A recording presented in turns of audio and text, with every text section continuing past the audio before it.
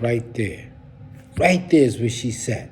It was like in this little center of this little smoke-filled nightclub. It was where everybody was dancing and throwing body sweat up against the wall as they waved their hands in the air and cut slices of pie into this thick white cigarette smoke. This was the same smoke smell I know I was going to carry home tonight in this pink sweater mixed with the cologne that I had under my armpit. I had a hint of brandy in my breath, but luckily I had a peppermint. And this girl, she was sitting in the center of her two girlfriends, and they kept slapping high five and giving each other a toast. It was like they were celebrating their freedom. It was a Friday. It was the ladies' night.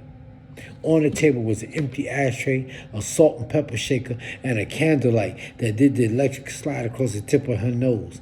And that light highlighted her foundation, her eyeliner, and her lipstick, and it put a blue streak through the center of her jet black hair. Me? I was sitting alone at a table that was meant for two, and I was checking out the girl in the middle. I think it was the way she bit her bottom lip and took sips of her daiquiri. And as the music swayed, she played from left to right. She persuaded me to write, and if she had any preconceived notions about me, I hoped they were right. So to get her attention, I wrote her a note, and the note said, there are some mornings when I just don't feel like getting out of bed, and I realize only bums sleep late.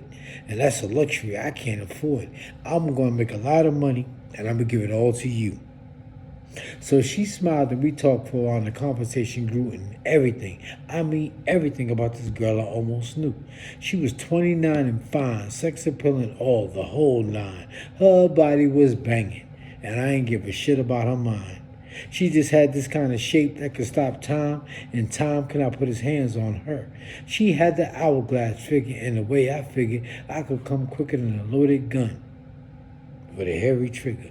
So I said to myself, bet, if she give me some, I'm just going to close my eyes, and I'm going to concentrate real hard on somebody ugly.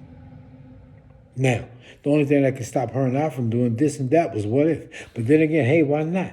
If all these thoughts that we entertained, if they became reality, who should I thank? That night, we went back to my place and it felt like she was adding youth to my bones. We started to melt like candles at a cheap hotel in Rome. Our thoughts ran parallel. We skipped over the paradox of dinner being a contract for sex. Pretty lady, you are my religion.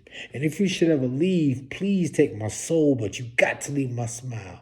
You could kiss me and give me a cold, and I would carry it like it's a style.